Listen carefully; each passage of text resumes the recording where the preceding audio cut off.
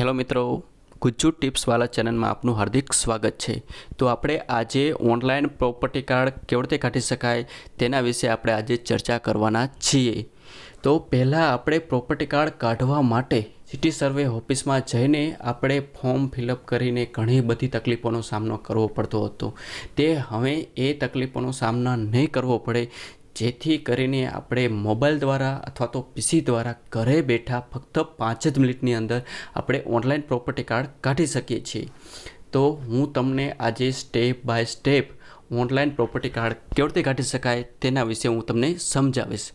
તો હજુ સુધી મારી ચેનલને તમે સબસ્ક્રાઈબ ના કર્યું હોય તો તમે સબસ્ક્રાઈબ કરી દેજો અને બેલ આઇકન ઉપર ક્લિક કરી દેજો, જેથી કરીને તમને આવા જ વિડીયો તમને જોવા મળે। તો ચાલો આપણે કોમ્પ્યુટરની સ્ક્રીન ઉપર તો ચલો મિત્રો, આપણે આજે કોમ્પ્યુટરની સ્ક્રીન ઉપર આવી ગયા છીએ।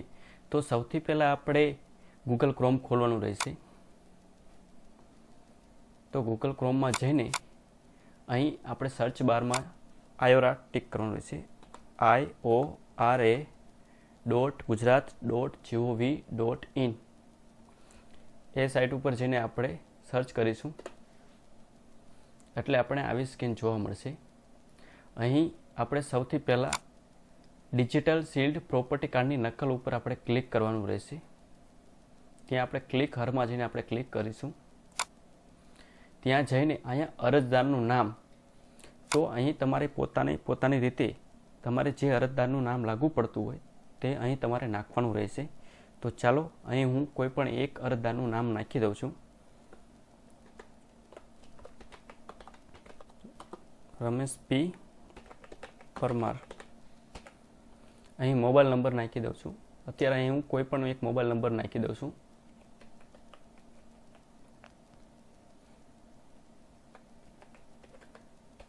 અહીં કોઈ પણ એક ઈમેલ આઈડી નાખી દઉં છું।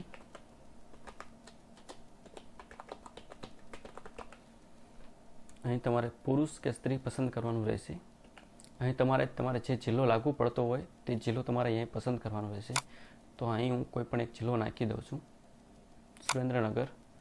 City survey office 1, city survey ward number. અહીં તમારે સિટી સર્વે વોર્ડ નંબર, તમારે જે વિસ્તારનો તમારે સિટી સર્વે વોર્ડ નંબર લાગુ પડતો હોય તે તમારે અહીં પસંદ કરવાનો રહેશે। તો ચલો હું સિટી સર્વે વોર્ડ સુરેન્દ્રનગર 1 નાખી દઉં છું।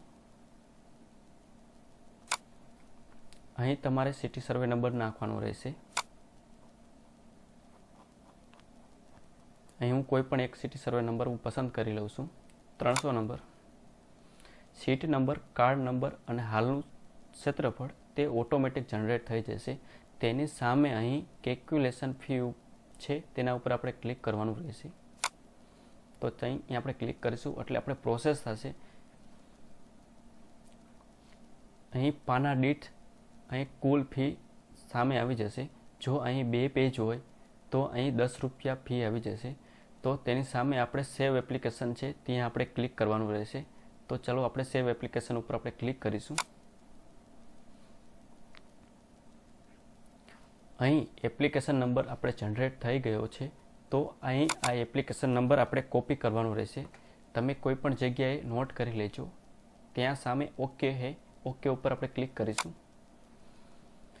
અહીં આપણે 5 રૂપિયા આપણે પેમેન્ટ ભરીશું પે નાઉ ઉપર ક્લિક કરીને। તો ચાલો આપણે પે નાઉ ઉપર ક્લિક કરીશું। અહીં નીચે આવશો એટલે પે અમાઉન્ટ ઉપર આપણે ક્લિક કરવાનું રહેશે। અહીં ઓકે ઉપર આપણે ક્લિક કરીશું। અહીં આપણે નેટ બેન્કિંગ દ્વારા અથવા તો પેમેન્ટ ગેટવે એ બંને ઓપ્શન જોવા મળશે। તો આપણે બંને ઓપ્શન દ્વારા આપણે પેમેન્ટ કરી શકશું। જો નેટ બેન્કિંગમાં અહીં કરશો એટલે ફક્ત સ્ટેટ બેંક ઓફ ઇન્ડિયા તેના દ્વારા જ આપણે પેમેન્ટ કરી શકશું। અને પેમેન્ટ ગેટવે ત્યાં જઈને આપણે ક્લિક કરશું એટલે ક્રેડિટ કાર્ડ દ્વારા, એટીએમ દ્વારા, કોઈ પણ દ્વારા આપણે પેમેન્ટ કરી શકશું। કન્ફર્મ ઉપર ક્લિક કરીશું, એગ્રી ઉપર ક્લિક કરીશું, સબમિટ ઉપર આપણે ક્લિક કરીશું। અહીં તમને અલગ અલગ ઓપ્શન જોવા મળશે પેમેન્ટ કરવા માટેના, ડેબિટ કાર્ડ, ક્રેડિટ કાર્ડ। અહીં તો આપણે ક્રેડિટ કાર્ડ અને ડેબિટ કાર્ડ એ બંને કાર્ડનો દ્વારા આપણે પેમેન્ટ કરી શકશું। અહીં નેટ બેન્કિંગ, અહીં ભીમ યુપીઆઈ દ્વારા આપણે પેમેન્ટ કરી શકશું. તો ચાલો હું ભીમ યુપીઆઈ દ્વારા આપણે પેમેન્ટ કરીશું. અહીં આપણે યુપીઆઈ આઈડી દ્વારા અથવા તો યુપીઆઈ QR સ્કેન કોડ દ્વારા આપણે પેમેન્ટ કરી શકશું. તો ચાલો હું યુપીઆઈ સ્કેન દ્વારા પેમેન્ટ કરીશું. પેન આ ઉપર આપણે ક્લિક કરીશું. તો અહીં તમારે બારકોડ સ્કેન આવ્યો છે તે આપણે સ્કેન કરવાનો રહેશે. તો ચાલો હું સ્કેન કરી લઉં છું બારકોડ સ્કેન.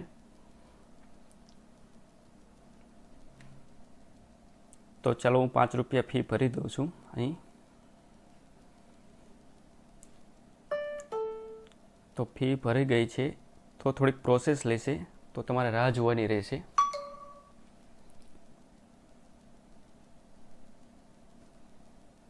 જ્યારે તમને આવો ઓપ્શન જોવા મળે ત્યારે તમારે અહીં ફરીથી લોગિન કરવાનું રહેશે. આયોરા એ ડિજિટલ સીલ્ડ પ્રોપર્ટી કાર્ડની નકલ અહીં નહીં, અહીં દાખલ કરેલ અરજીની પ્રિન્ટ ત્યાં આપણે ક્લિક કરવાનું રહેશે. તો ચાલો આપણે દાખલ કરેલ અરજીની પ્રિન્ટ ઉપર આપણે ક્લિક કરીશું. અહીંયા અરજી નંબર આપણે કોપી કરેલો નંબર આપણે પેસ્ટ કરવાનો રહેશે. અહીં તમે જે મોબાઈલ નંબર નાખેલો હોય છે તે તમારે અહીં ક્લિક કરવાનો રહેશે.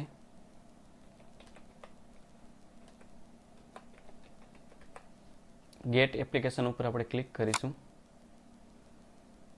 ગેટ એપ્લિકેશન ઉપર ક્લિક કરીશું એટલે આપણે જે ડિટેલ નાખેલી છે તે અહીંયા બતાવી દેશે.